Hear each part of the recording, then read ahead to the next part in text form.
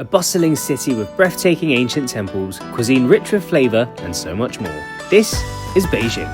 I just spent 3 days in China's political and cultural capital, ticking off bucket list sites whilst also filling up my stomach.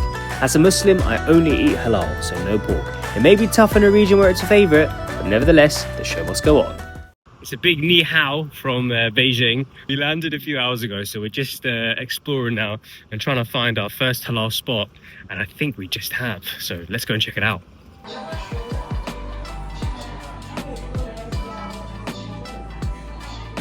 And if you yourself want to check out, it's opposite the Beijing railway station. It's this yellow one here. All right, talk me through what you got. So you what I've got? I've got some beef, some noodles in chili broth. I think this is like the Lanzhou beef noodles, isn't it? Lanzhou beef noodles. Yeah, and I got a stir-fried beef with scallions, or spring onions for us normal folk. We both got wonton soup accidentally because it just said wonton, so now we have this whole big bowl of soup to eat. We'll drink. The first stop on this little tour is the Temple of Heaven. It's a UNESCO World Heritage Site, and to a lot of wonderful temples here. Heavenly, some might say, and some absolutely gorgeous grounds to just kind of explore and whatnot. The first day was always going to be a bit of a write-off. We are so jet-lagged, so exceptionally tired, but those noodles gave us a bit of energy, so let's get cracking.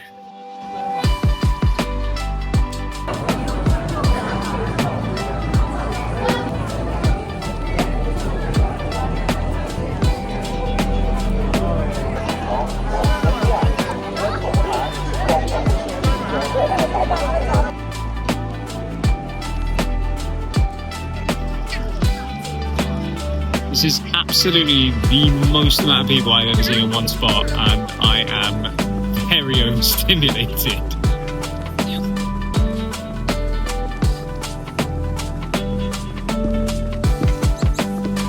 Right, something's occurring here, but I have no idea what, because there's just a sea of people in front.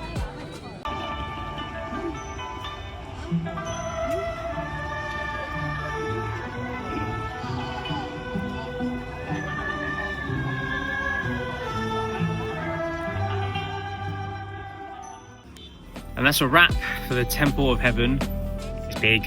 There's a lot of stuff to see, a lot of nice buildings, a lot of green land to walk around, but there's a lot of people, like a lot of people. So maybe if you go, try and go like early in the morning, like as humanly possible in the morning to try and avoid some of the crowds.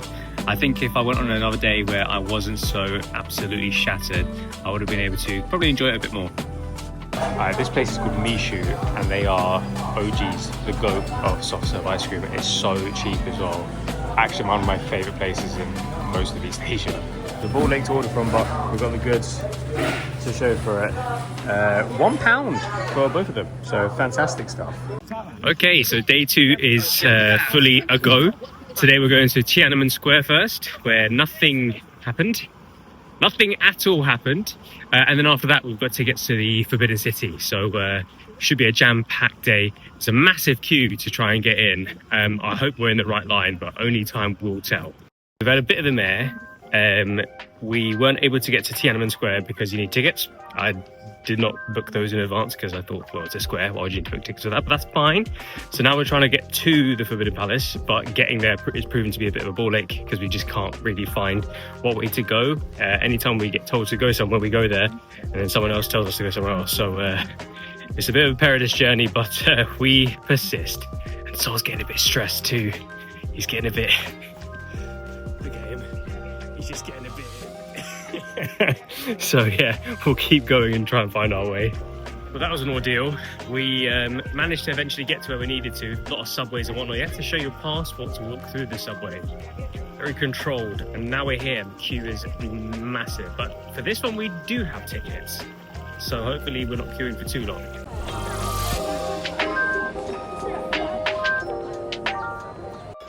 Well, that was one of the most invasive searches and frisks I've ever had. She touched my belly, and then he touched my belly as well. Oh, who put their hand on my butt? Do it again. I'm a big boy, but I don't know if I could be smuggling anything in my belly. But yeah, that was fun and unexpected.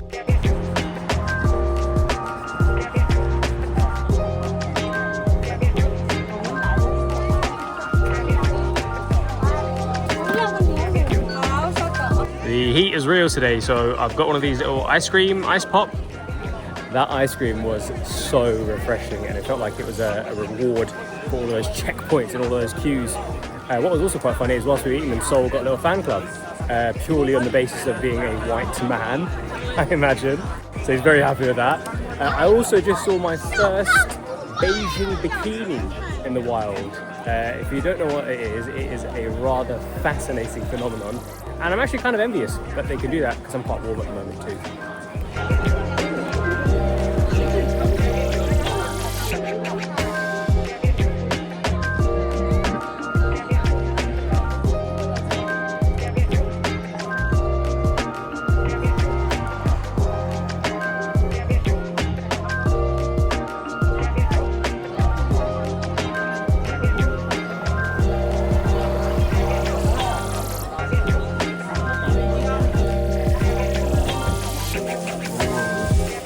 After many queues, we finally got into the Forbidden Palace grounds, which doesn't make it seem so forbidden, luckily.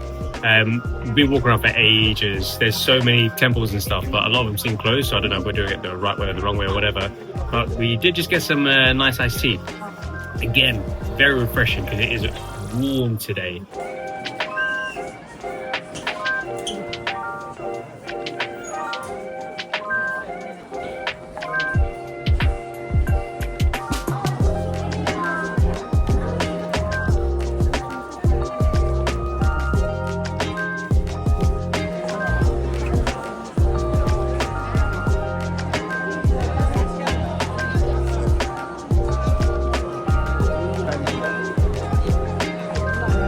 I think the Imperial Gardens are actually really pretty, but there's just so many people. I feel like they have the potential to be very tranquil, very relaxing, but again, the amount of people means it's actually quite the opposite, but still really nice to walk around.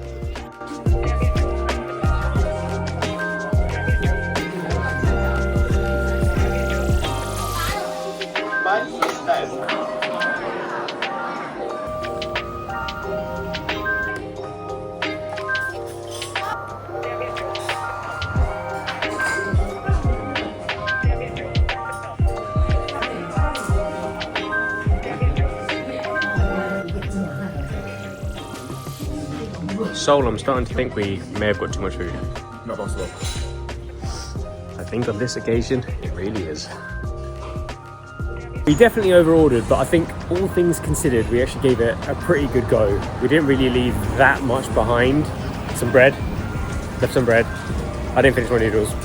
I didn't finish, okay, fine, we actually didn't manage to finish a lot of it, but we did give it a good go. And I think now we're not too far from Wangfujing Street, which is like one of the main shopping streets. So let's go and see what goodies there are to purchase there.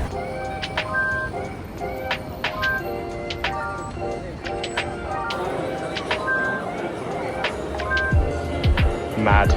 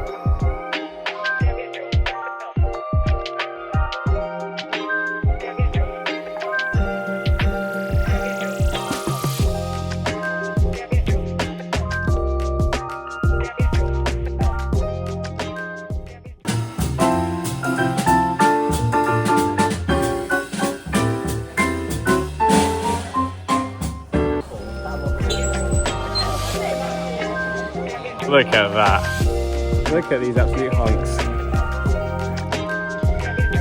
Ah, these Chinese streets, man. These Chinese streets. Day 3, the main event. the Mutianyu section of the Great Wall.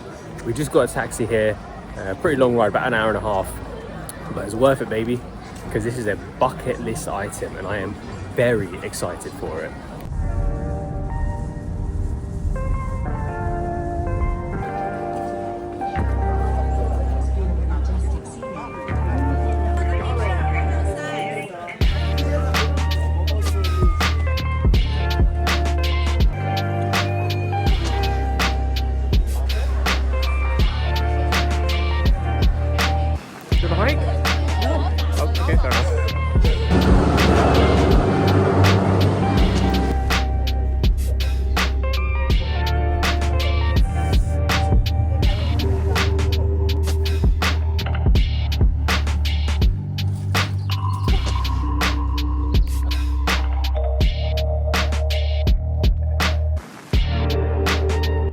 Okay, so we made it to the starting point, I guess. There's a couple of options for different routes. According to the Google AI search feature, the east route, the east route offers the more scenic route and a nice toboggan ride down. So I guess it's time to get started, isn't it? Get some steps in and tick off a UNESCO World Heritage Site. Always a win.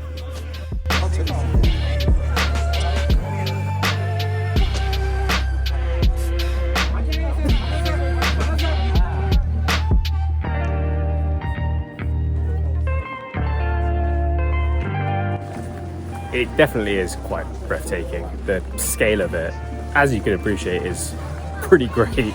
There's a lot of watchtowers to stop off at. There's a lot of lovely scenic spots along the route, and I think on the whole it's a bucket list item for a lot of people for a reason. It's amazing, it genuinely is.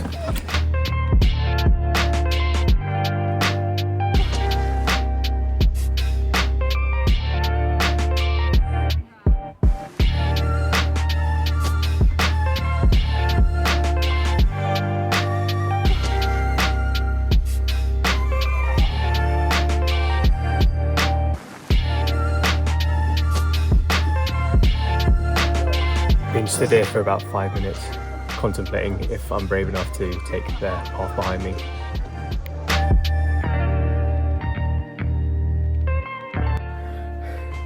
I don't even think we've done all of it yet, but look at my head. I'm sorry, but I just had to share that. I think it's really important. We made it. A lot of steps. My heart rate is at like 145. Sweating from every pore that I didn't know existed. But it's nice, and I think when I see really high views like this, it makes me introspective, very grateful for everything.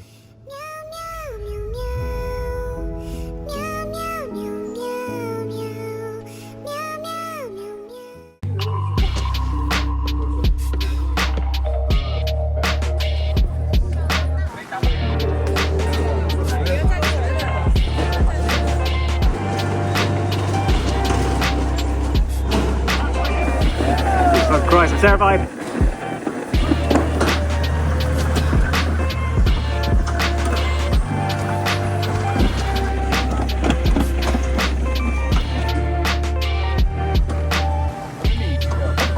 So, hello. Hello.